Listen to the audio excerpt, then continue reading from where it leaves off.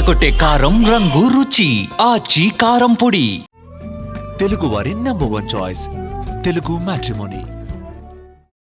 విజయకిరణ్ గారు నమస్తే అండి. నమస్తే సార్. విజయకిరణ్ గారు, మాజీ మంత్రి అంబటి రాంబాబు పలు సందర్భాల్లో పదే పదే ఆయన మాట్లాడుతుంది ఏంటి అంటే, మీ పార్టీకి సంబంధించిన ఎమ్మెల్యేలు డమ్మీ ఎమ్మెల్యేలు అంటున్నారు. ఎందుకని అంత డమ్మీగా తయారయ్యారా మీ ఎమ్మెల్యేలు ఏంటి? నాకు తెలిసినంత వరకు మా గుంటూరు ఈస్ట్ వెస్ట్ పత్తిపాడు ముగ్గురు ఎమ్మెల్యేల గురించి మాట్లాడుతూ డమ్మీ ఎమ్మెల్యేని చాలా బలంగా, చాలా హేళనగా, చాలా స్ట్రాంగ్ గా ఆయనకున్నటువంటి దురహంకారం మొత్తం కనపడే విధంగా అన్నాడు. మీరు ఎవరిని డమ్మీ అంటున్నారు? ఈస్ట్ లో 200 కోట్ల రూపాయలతో వర్క్ చేపిస్తున్నటువంటి నజీర్ గారిని అంటారా? లేదా 260 కోట్ల రూపాయలతో వెస్ట్ నియోజకవర్గంలో వర్కులు చేపిస్తున్నటువంటి గల్లా మాధవిని అంటారా? లేదో 100 కోట్ల రూపాయలతో ప్రతిపాడు నియోజకవర్గాన్ని సుందరంగా తీర్చిదిద్దినటువంటి రామాంజనేయులు గారిని అంటారా? అంటే నీ అహంకారం, నీ దురహంకారం ఒక ముస్లిం ఎమ్మెల్యేని, ఒక బీసీ మహిళా ఎమ్మెల్యేని, ఒక ఎస్సీ ఎమ్మెల్యేని డమ్మీలు అన్నావంటే నీ పైత్యం ఏ విధంగా ఉందో అనేటువంటిది స్పష్టంగా అర్థమవుతుంది. నీ పార్టీ లైన్ కూడా అర్థమవుతా ఉంది. నీకు బీసీలు, మైనారిటీలు, వీళ్ళ పైన, ఎస్సీల పైన ఏ విధమైన చులకన భావన ఉందో క్లియర్గా కనపడతా ఉంది. అంత మాట నువ్వు అన్నావంటే నీ అణువున నీ దురహంకారం కనపడతా ఉంది.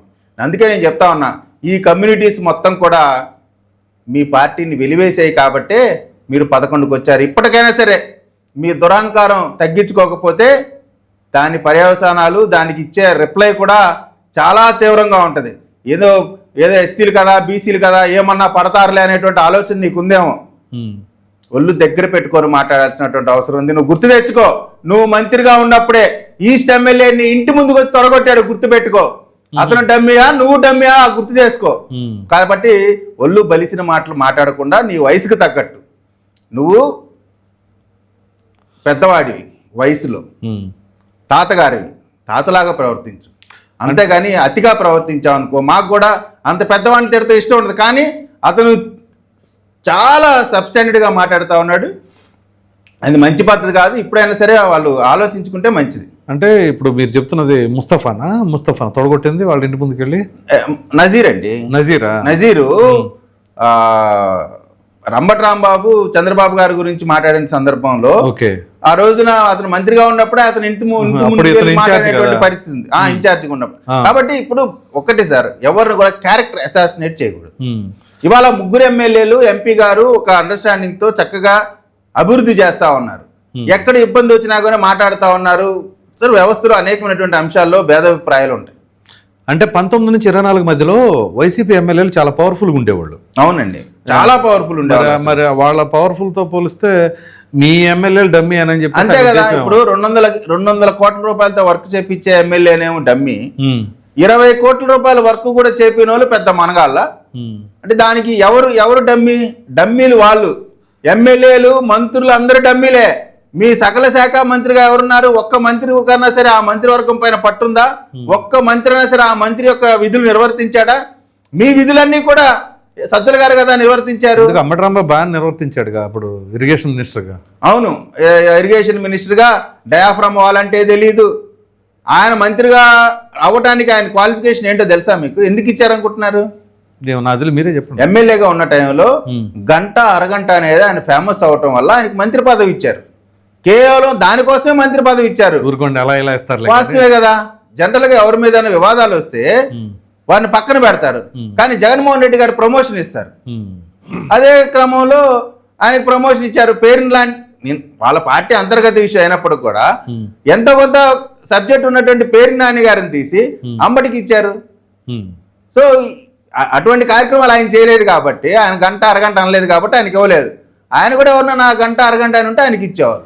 ఇప్పుడు మీరు వైసీపీ రూలింగ్లో ఉండగా గుంటూరు ఈస్ట్ కావచ్చు, వెస్ట్ ఆఫ్ కోర్స్ మద్దాలగిరి ఆయన కూడా వైసీపీలోకి వెళ్ళారు. తర్వాత ఈ పత్తిపాడులో మేకతోటి సుచరిత గారు ఎమ్మెల్యేగా ఉన్నారు. వాళ్ళు ఏం పనులు, ఇట్లాంటి డెవలప్మెంట్ యాక్టివిటీస్ ఏం చేయలేదు? ఇందాక మీరు ఆ 3 నియోజకవర్గాలు అన్నారు కాబట్టి ఆ 3 నియోజకవర్గాలకు సంబంధించి. సార్, హోమ్ మినిస్టర్గా ఉన్న సుచరిత గారు ఆమె అనుభవించినటువంటి వివక్ష, ఆమె పడ్డటువంటి ఇబ్బందులు ఆమెకి తెలుసు. కనీసం అరణాలపేట లిమిట్స్ లో అరుణాలపేట పోలీస్ స్టేషన్ లిమిట్స్ లో హోమ్ మినిస్టర్ ఉంటే ఆ స్టేషన్కి వచ్చిన సీఏ కనీసం మంత్రి గారిని క్యాజువల్ గా ఎమ్మెల్యేని కూడా వెళ్ళి క్యాజువల్ కలిసి వస్తారు. అటువంటి సుజాత గారిని కనీసం క్యాజువల్ గా కూడా కలవనటువంటి పరిస్థితి గతంలో జరిగింది. హోమ్ మినిస్టర్కి దిక్కు దివానం లేదండి. అసలు పలకలూరు రోడ్డు, పర్తిపాడు వెళ్ళే నియోజకవర్గంలో మన రెడ్డిపాలెం రోడ్డు 5 సంవత్సరాలు నరకం చూశారు ప్రజలు. ఈ రోజున మా గవర్నమెంట్ వచ్చినాక అద్భుతంగా రోడ్డు వేసి ఇప్పుడు అందరూ ప్రశాంతంగా వెళ్తా ఉన్నారు. రామాంజనేయులు గారు ఎమ్మెల్యే అయిన తర్వాత ఓకే హోమ్ మినిస్టర్ కూడా ఆమెని అవమానించడం కాకపోతే కనీసం ఇప్పుడు రోడ్లు అయిపోతే ఎవరు డమ్మీ అనుకుంటారు?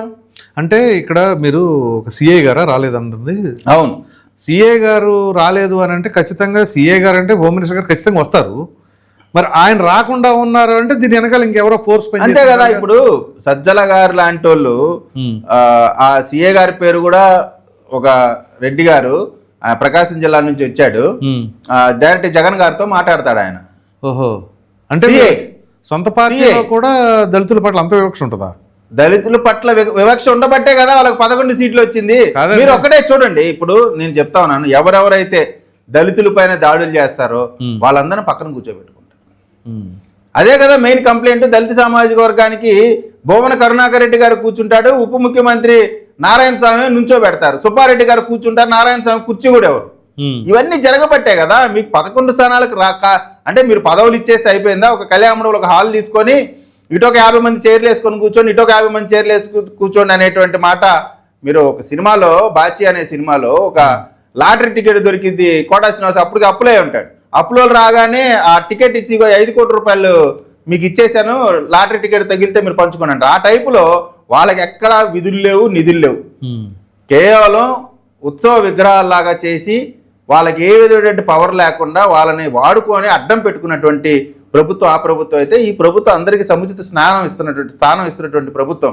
అటువంటి పరిస్థితిలో ఎమ్మెల్యేలని, ప్రజలు ఎన్నుకున్నటువంటి ఎమ్మెల్యేలని 20 సంవత్సరాల పాటు ఈస్ట్ నియోజకవర్గంలో గెలవని తెలుగుదేశం పార్టీని గెలిపించినటువంటి క్యాడర్ని, నాయకుల్ని అందరినీ అవమానించడం తప్పు కదా.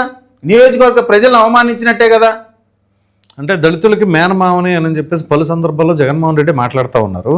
మరి అటువంటిది దళితుల పట్ల అంత వివక్ష ఎందుకు ఉంటుందండి? సార్, ఇప్పుడు సొంత మేనల్లుడు సంగతి ఏంటి చెప్పండి, ఎక్కడున్నారు? కాబట్టి ఈ దొంగ ప్రేమలు చూపించొద్దు. రాజకీయ పార్టీలు ఈ దొంగ మాటలు చెప్పి మేము విని అలిసిపోయారు ప్రజలు. కాబట్టి అవన్నీ వద్దు, చాలా లోతుగా వెళ్లాల్సి వస్తుంది. షర్మిల గారి గురించి అవన్నీ మనం పర్సనల్ గా వాళ్ళ సరే కుటుంబంలో అన్నాక రకరకాల సమస్యలు ఉంటాయి, మనం అనకూడదు. కాబట్టి ఇవన్నీ వద్దు. ఒకటి, జగన్మోహన్ రెడ్డి గారికి తెలిసి జరిగిందా, తెలియక జరిగిందా, లేదా జగన్మోహన్ రెడ్డి గారు ప్యాలెస్ లోనే ఉండటం వల్ల సజ్జల రామకృష్ణారెడ్డి గారు ఇవన్నీ చేయటం వల్ల జరిగిందా, లేదా ఇంకొకళ్ళు ఎవరన్నా సజ్జల గారు కాకపోతే ఏదేమైనా కానీ వాళ్ళు ఫెయిల్యూర్ అయ్యారు. కమ్యూనిటీస్ మొత్తం కూడా ఇబ్బంది పడ్డాయి. కాబట్టి ఖచ్చితంగా నేను చెప్తా ఉన్నానండి, మా ఎమ్మెల్యేలు దమ్మున్న ఎమ్మెల్యేలు, డమ్మీ ఎమ్మెల్యేలు, డమ్మీ మంత్రులు ఉంది కేవలం వైఎస్ఆర్ కాంగ్రెస్ పార్టీ పరిపాలన.